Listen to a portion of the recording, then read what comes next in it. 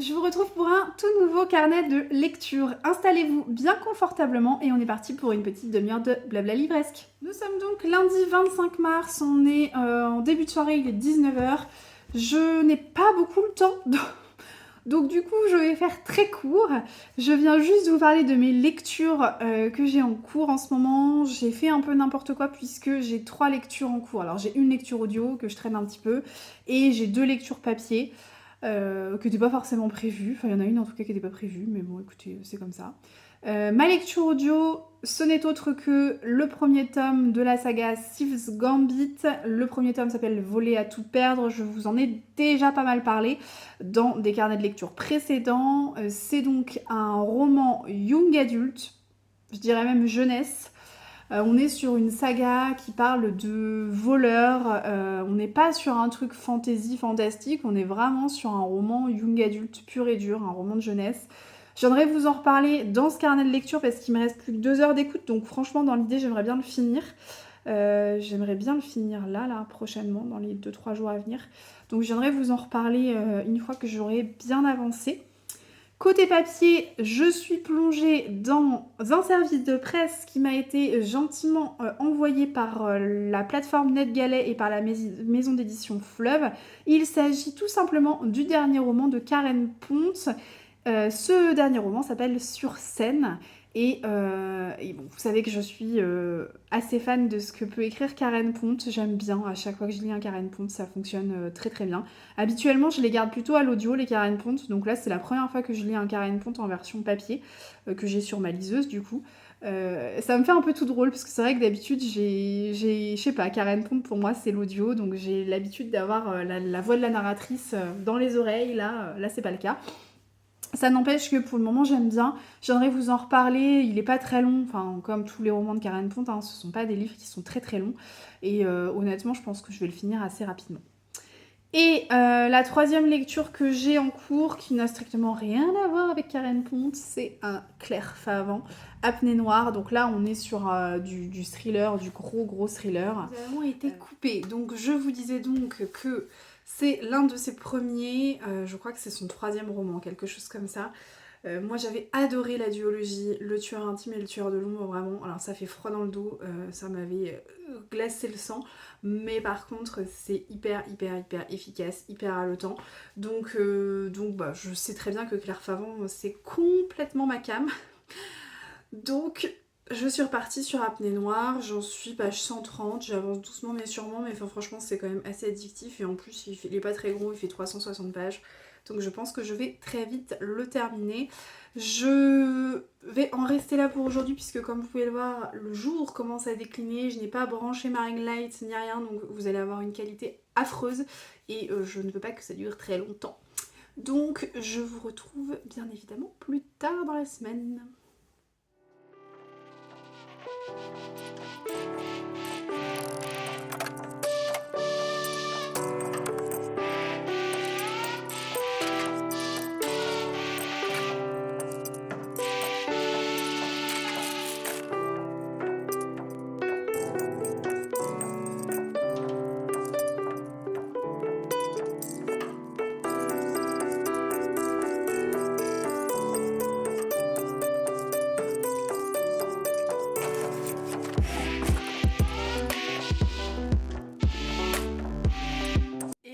Juste un rapide coucou, nous sommes samedi soir et nous sommes actuellement en week-end prolongé pour le week-end de Pâques sur la Côte d'Azur. Et franchement, ça c'est vraiment super cool, ça fait un bien fou. On voulait venir sur la Côte d'Azur pour avoir un meilleur temps que par chez nous. Bon, finalement c'est un pari plutôt risqué puisqu'il fait pas très beau sur ce week-end de Pâques. Mais enfin bon, écoutez, c'est comme ça. On n'a donc pas 20 degrés et grand soleil, mais c'est toujours plus agréable que par chez nous. Donc on ne va pas s'en plaindre. Et puis ça fait du bien de changer un petit peu d'air. Donc ça c'est vraiment chouette. Je vous ai mis quelques plans vidéo juste avant pour que vous puissiez vous imprégner un petit peu de cette ambiance bord de mer et Côte d'Azur. J'espère que de votre côté vous passez un très bon week-end de Pâques et que vous faites des belles découvertes livresques. De mon côté lecture, j'ai donc terminé le Claire Favant, j'ai terminé le Karen Ponte. Je viendrai vous en reparler parce que je me suis rendu compte que le Karen Ponte, il sort le 3 avril. ou le 4 avril, j'ai un doute. Donc il sort début avril là, donc je vais vous en reparler pendant ce carnet de lecture pour que vous puissiez avoir mon avis à peu près en même temps que la sortie du roman. Et puis bah là je suis en phase de réflexion pour commencer une nouvelle lecture papier, je ne sais pas encore quoi. J'hésite, j'ai L'Art du meurtre de Christelle Duchamp en version papier, mais j'ai également ramené ma liseuse, donc voilà, à voir ce que je vais bien pouvoir choisir. Mais ça, vous allez très vite le savoir. Sur ce, moi je vous reprends plus tard.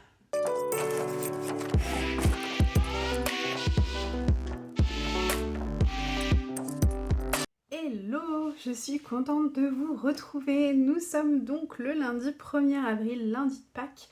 Et nous sommes rentrés tout à l'heure de notre week-end prolongé sur la côte d'Azur. Il était donc grand temps que je vienne vous parler lecture, puisque je n'ai pas beaucoup... Enfin, je ne vous ai fait aucun retour lecture, en fait, depuis le début de ce carnet. Donc, il était grand temps. Au niveau lecture en cours, où est-ce que j'en suis? Eh bien, écoutez, j'ai commencé tout à l'heure dans l'avion un roman que j'ai pris sur ma liseuse, qui est donc Éternel de Lisa Scottoline. C'est un roman qui est publié chez Hauteville, ça fait un bout de temps qu'il est sorti, hein. C'est pas quelque chose de récent. Et on est sur un roman qui se passe en Italie pendant la période de Mussolini. Donc voilà, c'est un roman que j'ai dans ma wishlist depuis très longtemps. Je suis vraiment contente de l'avoir pris sur liseuse, donc bien sûr je viendrai vous en reparler. Je sais pas si ça se voit, peut-être que vous le verrez ici, mais j'ai lu 6%. Donc bon, j'en suis vraiment au tout début. Je viendrai vous faire un petit résumé un peu plus tard quand je serai rentrée dans le vif du sujet. Côté lecture, eh bien... Enfin, retour lecture, j'ai pas mal de choses à vous raconter. J'ai terminé le roman de Karen Pont. Je voulais absolument vous en parler dans ce carnet de lecture puisque la sortie officielle de ce livre est prévue pour le 4 avril, donc il sort là cette semaine. Et voilà, et ça me tenait vraiment à cœur de vous faire un retour avant la sortie, donc c'est le moment. Le roman de Karen Pont, enfin son nouveau roman s'appelle Sur scène et ça nous plonge complètement dans l'univers de New York. Dans ce roman, on fait la connaissance de deux meilleures amies, Ginger et Lola, et ce sont deux femmes que tout oppose ou presque, mais qui pourtant sont complètement complémentaires. Ginger est une quarantenaire extravertie, assez exubérante, qui prend ses projets à bras le corps et qui les mène jusqu'au bout. C'est une femme qui a été propriétaire d'un restaurant qu'elle a malheureusement dû vendre. Mais voilà, on sent que c'est quelqu'un qui a de la poigne, qui a de la suite dans les idées et qui ne lâche rien. Et Lola, pour le coup, elle, c'est tout l'inverse, ou presque. C'est une traductrice qui travaille seule chez elle, qui est très solitaire, qui est très introvertie et qui est bouffée par ses angoisses et ses peurs. Et tout s'accélère le jour où Ginger apprend une très mauvaise nouvelle, son cancer a récidivé et elle demande à Lola de l'aider à exaucer un de ses rêves les plus chers, celui de monter sur les planches de Broadway. Ce roman, c'est un véritable petit bonbon d'émotion. Il nous fait passer du rire aux larmes en un claquement de doigts. Mais j'ai envie de vous dire, c'est du Karen Pont tout craché. Dans tous ces romans, on passe de scènes qui nous font mourir de rire à des scènes qui nous font pleurer de tristesse. Et donc c'est sa caractéristique, sa patte que l'on retrouve dans ce dernier roman. C'est vraiment incroyable parce qu'on a de l'émotion de la première page à la dernière page. J'ai vraiment lutté jusqu'au bout pour ne pas pleurer et finalement j'ai craqué à quelques pages de la fin à peu près. Et ouais, ça m'a serré le cœur cette histoire. Et c'est vraiment là qu'est le talent de Karen Pont, c'est vraiment de réussir à nous faire rire, à nous faire pleurer, à nous faire passer par toute une palette d'émotions et ça c'est vraiment quelque chose de très appréciable chez cette autrice. Sur scène, c'est également un roman qui nous invite au voyage puisque en quelques pages on est plongé dans l'univers incroyable de New York. Alors bien sûr on est plongé dans Broadway, dans l'univers des comédies musicales, mais on n'est pas plongé que dans Broadway, on est également plongé dans Coney Island, dans Central Park, et en fait la description que l'autrice fait des lieux est d'une réalité saisissante, vraiment. Et on s'y croirait en fait, hein, tout simplement on s'y croirait. Moi j'avais l'impression de me balader dans Central Park avec Ginger et Lola, j'avais l'impression de faire les manèges de Coney Island avec Ginger, et c'est cool, enfin franchement on a vraiment l'impression de partir à New York, et c'est vraiment très sympa. On s'attache très très rapidement aux deux personnages principaux, hein, donc qui sont Ginger et Lola, vous l'aurez compris, mais on s'attache également beaucoup aux deux personnages secondaires qui sont Gabe et Johnny, qui apparaissent au fur et à mesure de l'histoire. Et je trouve qu'ils apportent une petite touche de douceur, une petite touche de légèreté qui est appréciable, et ça renforce un peu toute la profondeur du roman. Le seul petit bémol pour moi en fait, c'est que ce livre il est presque trop court. J'aurais aimé passer plus de temps avec Ginger, j'aurais aimé passer plus de temps avec Lola, avec les personnages secondaires également. Et j'ai trouvé que finalement le rêve de Ginger, qui est de monter sur les planches de Broadway, est bien présent, mais il est présent un peu en filigrane tout au long du livre. Et la fameuse scène où Ginger monte sur les planches de Broadway, bah finalement ça passe un peu comme ça, très rapidement, trop rapidement, et j'aurais bien aimé avoir quelques pages supplémentaires, ne serait-ce que sur cette partie du roman. Bon, après, ça n'a pas entaché ma lecture, hein, bien au contraire, j'ai beaucoup aimé ce roman, j'ai vraiment énormément apprécié. C'est un roman aux mille émotions, qui se lit avec une facilité déconcertante, qui se lit en un claquement de doigts, encore une fois. Ce sera pas mon préféré de Karen Pont, je pense que mon préféré à l'heure actuelle, alors je ne les ai pas tous lus, hein, loin de là, mais je pense que mon préféré reste pour le moment La lumière était si parfaite. Je sais pas pourquoi j'ai un attachement particulier à ce roman, il m'avait énormément plu, et je crois que c'est le premier en fait que j'ai lu de l'autrice, et du coup j'ai un attachement spécifique à ce roman-là. C'est vrai que je le conseille à beaucoup de personnes, notamment aux personnes qui n'ont pas forcément l'habitude de lire ou qui ont des difficultés à lire, parce que je trouve que c'est une histoire dans laquelle on se plonge avec facilité, avec délectation, et on n'a pas envie de quitter les personnages. Donc pour moi, La lumière était si parfaite reste vraiment mon top niveau, enfin, en termes de lecture pour Karen Pont. Mais ça n'empêche que vraiment sur scène ne se place pas très loin derrière, parce que c'était une très très belle histoire que je vous invite à découvrir dès le 4 avril. Ensuite on change totalement de genre littéraire puisque j'ai eu l'occasion de lire deux thrillers. Deux thrillers assez courts mais deux thrillers quand même. Donc si vous n'aimez pas les thrillers, passez cette partie de la vidéo parce que ça ne vous plaira pas. En revanche, si vous êtes un aficionado du genre, restez avec moi. Parce que ce que je vais vous dire devrait vous plaire. J'ai eu la chance de lire deux thrillers de deux autrices françaises, et ce sont des thrillers qui sont assez courts, donc c'est assez rare je trouve. Il n'y a pas énormément de thrillers ou de polars qui sont courts. En règle générale on dépasse rapidement les 400 pages et ça devient vite des bonnes lectures. Là on est sur des romans qui font entre 300 et 350 pages, donc c'est plutôt raisonnable je trouve. Alors, parmi ces deux thrillers, il y a un coup de cœur, vraiment, et une lecture plutôt en demi-teinte. Je vous les présente dès maintenant. Commencer par ma lecture en demi-teinte, qui n'est autre que Apnée noire de Claire Favant.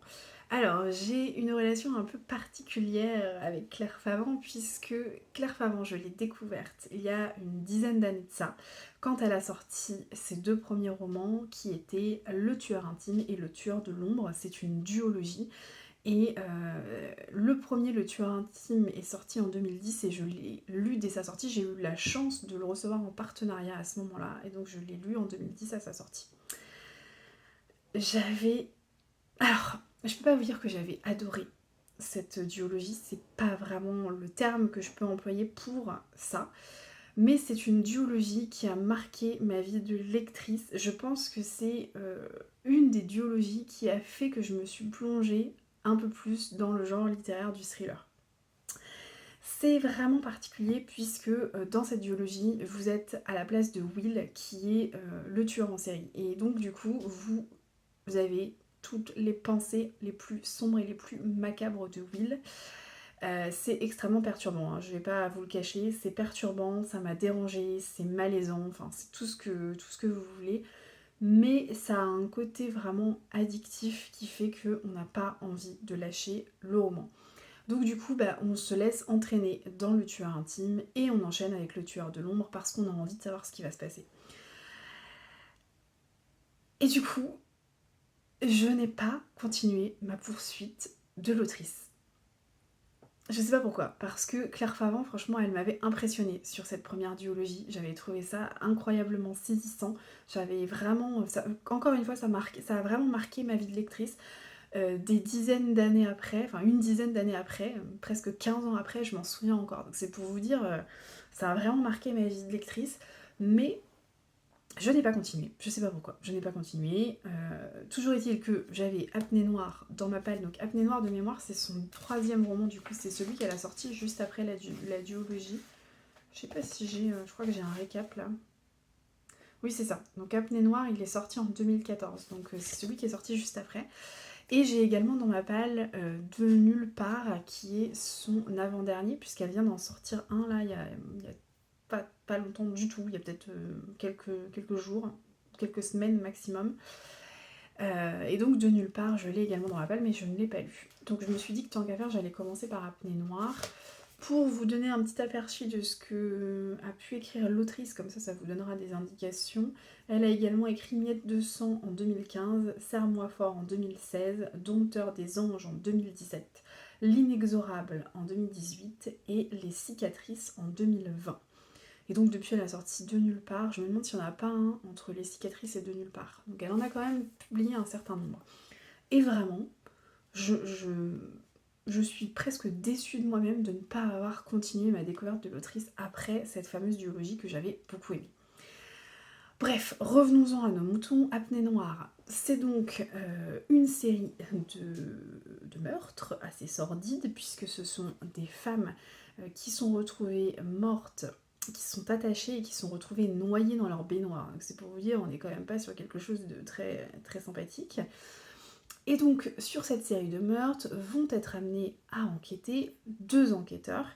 On a d'abord l'agent spécial Megan Halliwell, qui est une agent du FBI assez célèbre et assez reconnue, notamment pour avoir arrêté un tueur en série bien connu qui s'appelle Vernon Chester. Et elle doit faire équipe avec Vince Sandino, qui lui est un enquêteur un peu local, si vous voulez, qui est un peu un flic raté, alcoolique, qui a sombré depuis l'assassinat de sa femme et de sa fille.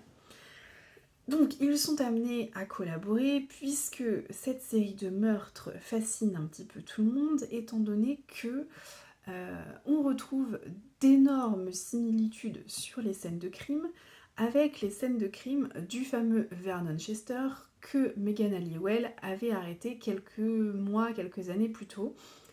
Vernon Chester il ne peut pas être à l'origine de cette nouvelle série de meurtres, tout simplement parce qu'il a été arrêté, il est allé dans le couloir de la mort et il a été exécuté. Donc bon voilà, il est mort, il ne peut pas faire grand chose là d'où il est.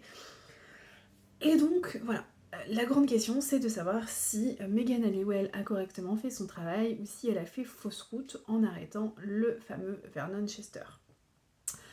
Voilà l'intrigue de base de ce roman. Donc clairement sur le papier ça avait tout pour me plaire. La première particularité de ce livre, et c'est une des choses qui m'avait plu d'ailleurs dans Le Tueur intime et dans Le Tueur de l'ombre, c'est que Claire Favant, elle place son intrigue aux États-Unis. Et je trouve que c'est assez plaisant d'avoir une autrice française qui s'intéresse aux procédures américaines. Et le fait de placer son intrigue aux USA, et ça apporte une petite touche d'originalité. Surtout de la part d'une autrice française. Voilà, donc ça c'est quelque chose que j'ai beaucoup aimé retrouver ici. Après, on est bien évidemment dans une intrigue prenante puisqu'on retrouve la patte de Claire Favant, on retrouve son style qui est quand même très entraînant, il faut le dire. On est vite pris dans l'intrigue, on a vite envie de savoir ce qui se passe. Ce qui est assez marrant, c'est qu'elle arrive toujours à distiller des petits doutes à droite à gauche, et donc on en arrive quand même à se dire que les deux enquêteurs principaux qui traînent quand même un certain nombre de casseroles ne sont pas tout blancs dans l'histoire et ont sûrement des choses à cacher. Donc voilà, c'est pas mal parce qu'on va de fausse piste en fausse piste, elle nous balade, elle arrive même à nous mettre quand même dans ce roman-là une fausse piste qui est à la limite du surnaturel quand même. J'ai d'ailleurs eu un peu peur, hein, parce que le dernier roman que j'ai lu où il y avait une touche de surnaturel comme ça dans un thriller, c'était Tombent les anges de Marlène Charine. J'ai pas trop apprécié. Donc j'ai eu un peu peur, mais j'ai vite été rassurée. Et donc on est parti sur complètement autre chose. Mais c'est pour vous dire à quel point elle va de piste en piste, elle distille des petits éléments à droite à gauche comme ça. Et en fait, nous, on se fait complètement balader. Et ça, c'est vraiment, vraiment, vraiment génial avec Claire Favant. Mais à côté de ça, ce que je reproche à ce roman, c'est le manque de crédibilité. Parce que pour le coup, c'est assez criant dans cette intrigue-là. Je peux pas trop rentrer dans les détails, parce que si je rentre dans les détails, je vous raconte toute l'intrigue, et bon, du coup, ça n'a plus d'intérêt de le lire. Donc ce serait quand même dommage, surtout que je vous invite encore une fois à vous faire votre propre avis sur ce livre. Mais c'est vrai que y a certains points de l'enquête qui sont mais vraiment trop gros pour être vrais, en fait, tout simplement. Il y a des choses qui m'ont paru un peu aberrantes. Le pire pour moi, ça reste le dénouement, où là, vraiment, j'ai eu du mal, surtout vis-à-vis du personnage de Megan Halliwell. Il y a des choses que j'arrive pas à comprendre. Pour moi, c'est presque irréaliste, voire même un peu absurde. Et du coup, bon, bah ça a un petit peu entaché ma lecture pour le coup, et c'est vrai que bah, malgré un style plutôt addictif, malgré une enquête bien ficelée, eh bien le manque de crédibilité a eu raison de moi, et ça fait que je n'apprécie pas ce roman à sa juste valeur, je pense. C'est un peu dommage, mais c'est comme ça. Ça ne m'empêchera pas de continuer ma découverte de Claire Favant parce que je sais de quoi elle est capable. Franchement, pour moi, le tueur intime et le tueur de l'ombre sont vraiment au-dessus à Pied Noir. Donc, si vous ne connaissez pas l'autrice vis-à-vis des livres que j'ai lus d'elle, moi je vous conseille plutôt de vous tourner vers sa duologie. Alors, warning quand même, on est sur quelque chose de très hard, hein, faut le savoir. Moi ça m'avait vraiment retourné, donc on est sur quelque chose de très très dur à lire, mais d'une qualité indéniable. Là, on est sur quelque chose qui est certes moins dur à lire, mais qui pêche un peu en termes de crédibilité. Donc à vous de voir ce que vous voulez lire. D'ailleurs, ça me fait penser, si vous avez des recommandations vis-à-vis de tous les livres que je vous ai cités tout à l'heure, là, que j'ai là, de l'autrice, hein, sur Miette de sang, Serre-moi fort, etc. N'hésitez pas à me dire les livres que vous préférez de l'autrice, comme ça me permettra de me faire une petite sélection, en sachant que de toute façon le prochain que je lirai c'est De nulle part, parce qu'il est dans ma palle et qu'il faut vraiment que je le sorte, donc voilà. Et pour finir ce soir, je voulais vous parler de mon dernier coup de cœur. Mais quel thriller incroyable! Celui-ci, L'art du meurtre de Christelle Duchamp. On est sur 300 pages de pur génie, 300 pages d'une enquête intrigante, addictive, percutante, qui ne nous laisse pas indemnes, vraiment. Je vous ai parlé de Christelle Duchamp il n'y a pas si longtemps, puisque L'art du meurtre et Le sang des Belasco ont rejoint ma palle il y a peut-être 1 ou 2 semaines, hein. Ça fait vraiment pas longtemps que je les ai achetés, c'est d'ailleurs les derniers romans que j'ai achetés, je crois. Ça fait longtemps que je veux découvrir Christelle Duchamp, très longtemps. La première personne que j'ai entendu parler de Christelle Duchamp, c'était Laura du conte Les mots des autres, qui avait parlé du sang, du roman Le sang des Belasco. Et elle m'avait vraiment donné envie de découvrir sa plume, sauf que bah voilà, le temps est passé, je l'ai mis sur ma wishlist et voilà. Finalement, la dernière fois quand je suis allée en librairie, j'ai fini par craquer pour celui-ci et pour Le sang des Belasco. Je ne savais pas par lequel commencer. Finalement, j'ai pris celui-ci avec moi pendant notre week-end prolongé. Et je ne le regrette pas un seul instant. J'ai vraiment adoré ce thriller. Dans cette enquête, nous suivons l'équipe de la PJ de Paris, voilà, qui mène l'enquête sur un meurtre assez sordide quand même et très particulier, qui n'est autre que le meurtre de Frank Tardy. Frank Tardy, c'est un riche avocat, bien habitué des clubs sadomasochistes et qui n'a plus un sou en poche. Voilà. Et donc, Frank Tardy est retrouvé dans une mise en scène un petit peu particulière, puisque la scène de crime ressemble un petit peu à un tableau, à une œuvre d'art. Et donc, l'équipe de la PJ, menée par le capitaine Patricia Lévesque et secondée par Audrey Durand, se retrouve à enquêter sur ce crime sordide. Il faut savoir que Audrey Durand a des grandes connaissances, en tout cas des connaissances et des compétences poussées en termes d'art et d'histoire de l'art, puisqu'elle a fait des études là-dedans, avant de s'orienter vers la police. Et du coup, bien sûr, ça va quand même vachement les aider dans cette enquête, il faut bien le dire, parce que au début du roman, l'enquête piétine jusqu'à ce qu'ils se rendent compte, ils découvrent un nouveau corps. Encore une fois, on est sur le corps d'un collectionneur d'art, comme l'était Frank Tardy. Et là encore, on est sur quelque chose qui ressemble un peu à un tableau. Et donc, l'enquête va s'accélérer à ce moment-là. Je ne rentre pas trop dans le détail, je ne veux pas aller trop loin dans le résumé parce qu'on est sur quelque chose qui est très court puisqu'il fait 300 pages et c'est un roman qui se lit avec une rapidité incroyable puisqu'en fait on est complètement plongé dans l'enquête dès les premières pages. En fait on suit plus précisément Audrey Durand et on est complètement plongé dans son quotidien, on est happé par les péripéties qui arrivent à cette enquête. Et ça ne s'arrête pas, le rythme est haletant et on n'a pas le temps de dire ouf qu'il se passe toujours quelque chose. Les chapitres sont très courts, c'est très rythmé, et du coup, il y a toujours, les chapitres terminent toujours par une découverte, une avancée pour l'enquête, ce qui fait que le soufflet ne retombe jamais. Vraiment, on est toujours sur quelque chose de très haletant, très punchy, et ça ne s'arrête pas, vraiment. Et ça, c'est très appréciable parce que malgré tout, les thrillers dans lesquels il y a des petits problèmes de rythme, c'est moins agréable à lire. Là, on est vraiment sur un rythme hyper punchy, hyper maîtrisé. L'intrigue est folle. Moi, j'ai adoré le fait de mêler l'art contemporain avec les meurtres comme ça. Je trouve que l'idée est vraiment ingénieuse de la part de l'autrice.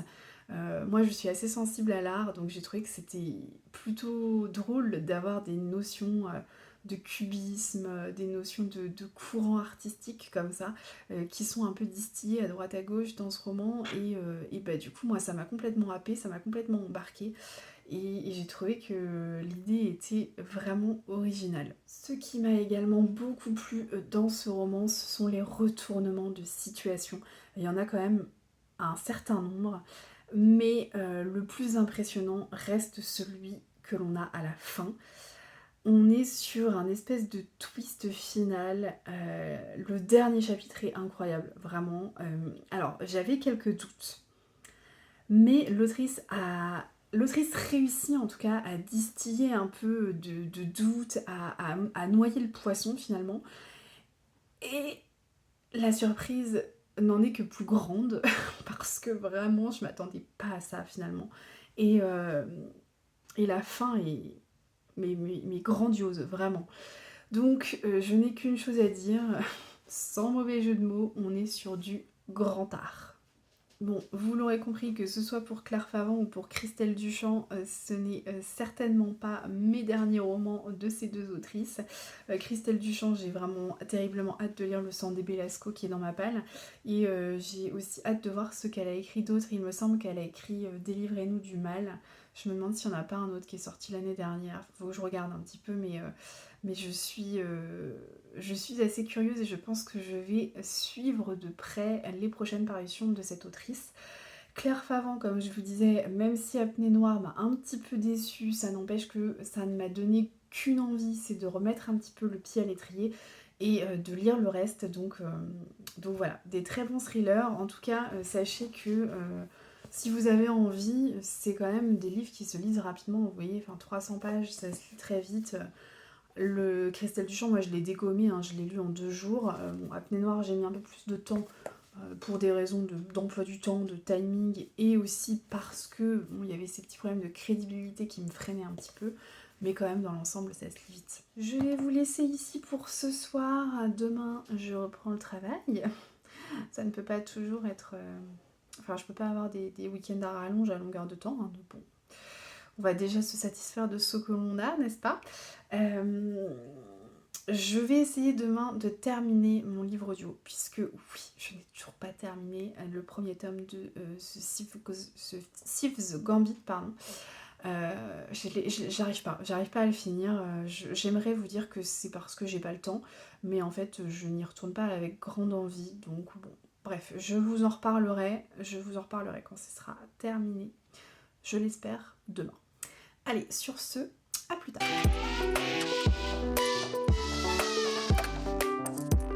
Je vous prends rapidement en vidéo, on est mercredi 3 avril et je viens clore ce carnet de lecture. Et avant de le clore, je voulais vous faire un petit retour sur ma lecture audio, qui n'est autre que le premier tome de Thief's Gambit, Voler à tout perdre, que je traîne depuis un certain temps maintenant, mais alléluia, je l'ai enfin terminé. Donc je vais pouvoir venir vous en parler. Donc, Thief's Gambit, c'est l'histoire d'une compétition entre 12 voleurs, et donc cette compétition s'appelle le trophée. Elle est composée de 3 épreuves différentes pendant lesquelles les 12 voleurs s'affrontent, et il va y avoir un gagnant. Le gagnant a le droit de demander ce qu'il veut à l'organisation, tout ce qu'il veut, sans aucune limite. Et parmi ces 12 voleurs, on va surtout suivre Ross Quest, qui est le personnage principal. Et Ross est contrainte de participer à cette compétition parce que sa mère a été faite prisonnière lors d'un casse qu'elles ont organisé toutes les deux. Un casse qui a eu lieu sur un yacht de milliardaire, et en fait elle est retenue prisonnière. Et le milliardaire en question demande à Ross 1 milliard de dollars pour libérer sa mère, ou sinon il la tue.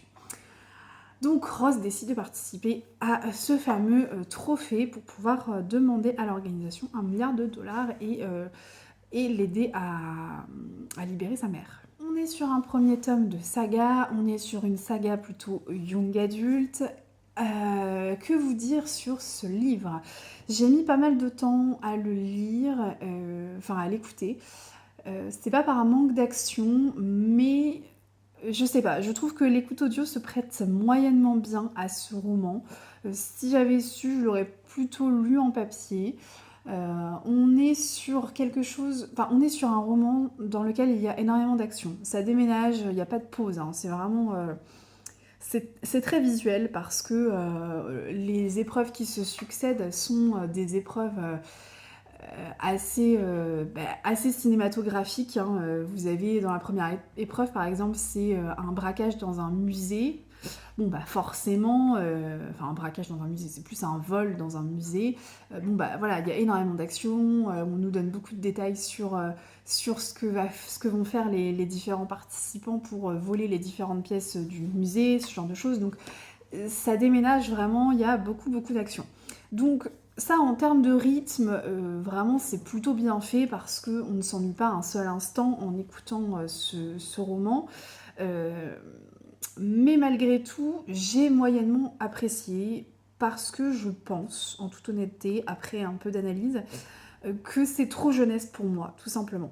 On est sur une série young adulte parce que les personnages principaux sont très jeunes, hein, ils ont 17-18 ans je crois, et ça se ressent en fait, ça se ressent beaucoup, et du coup j'ai pas trop adhéré. J'ai pas trop adhéré pour ce côté un peu trop jeunesse. Voilà, moi les séries young adultes, j'en lis pas beaucoup parce que c'est pas trop ma came, tout simplement parce que je suis pas forcément le public visé. Et voilà, alors autant il y a certaines sagas qui sont très bien faites et pour lesquelles j'accroche énormément, typiquement la trilogie The Prison Healer est plutôt à destination d'un public assez jeune, mais ça fonctionne bien, je trouve qu'on ne ressent pas trop la jeunesse des personnages et on ressent pas trop le fait que c'est un roman jeunesse.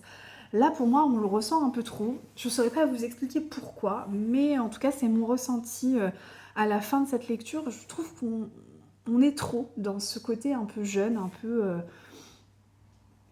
roman pour adolescents. Et du coup, Du coup, je pense que ça peut clairement plaire à des ados. Si vous avez des ados dans votre entourage, typiquement si vous avez des neveux, des nièces ou des enfants qui ont, allez, je dirais, entre 13 et 18, 19 ans peut-être, ça peut être complètement possible. Enfin franchement, à mon avis, c'est possible de le lire très jeune. Je pense que 12-13 ans, c'est gérable. Donc voilà. Il n'y a pas de... Alors, il n'y a pas de scène explicite ou quoi que ce soit. Il y a une petite romance, mais c'est tout mignon. Enfin, vraiment, on n'est pas sur quelque chose de... On n'est pas sur de la new romance, pas du tout. On est vraiment sur quelque chose de mignonnet. Et le fait qu'il y ait beaucoup d'action et tout, je pense que c'est assez entraînant pour un ado qui aurait pas forcément l'habitude de lire ou ce genre de choses. Donc, je pense que ça peut vraiment plaire au public adolescent.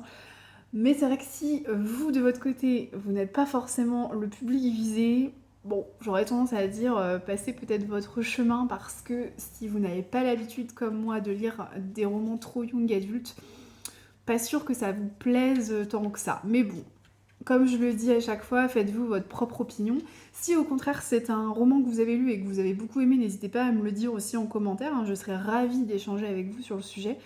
Mais en tout cas, c'est vrai que le combo livre audio, public peut-être un peu jeune, voilà, ça l'a pas forcément fait avec moi. En toute honnêteté, je sais pas si je continuerai la saga, je sais même pas si... je crois que c'est une duologie, mais je vais pas vous dire de bêtises. Donc je sais pas combien de tomes il y a de prévus au total, ni rien, mais... en toute honnêteté, je pense pas que je continuerai, vraiment, je suis pas le public visé. Côté livre audio, je n'ai pas repris de nouvelle écoute. J'ai quand même en stand-by La femme au collier de velours de Alexandre Dumas, qui est un partenariat avec Ned Gallet et Lizzie, je crois. Du coup, il faut quand même que j'avance un peu plus dans cette écoute audio. Mais c'est vrai que je l'avais mis en stand-by pour écouter Siv's Gambit parce que je pensais que ça me plairait plus. Bon, finalement, moyennement. Donc je vais me remettre à cette écoute audio là et j'ai des écoutes audio en attente. Ce sont encore une fois des partenariats avec Ned Gallet. Et donc j'ai notamment le dernier Serena Giuliano, j'ai le dernier Colleen Hoover, donc j'ai pas mal de livres audio en attente, donc je vais essayer de lire ça assez rapidement. Après je me fais pas trop de soucis, je pense que ça va être des livres audio qui vont se lire assez rapidement. Voilà ce que je pouvais vous dire pour ce carnet de lecture. Je vais donc m'arrêter ici. J'espère que vous aurez passé un bon moment en ma compagnie. J'espère que vous avez pu noter quelques idées lecture. Si vous avez lu certains des livres que je vous ai présentés cette semaine, n'hésitez pas à me le dire et à m'en parler en commentaire. Si cette vidéo vous a plu, n'hésitez pas à la liker et à la partager. Et puis moi je vous retrouve dès la semaine prochaine pour une nouvelle vidéo. Allez, ciao!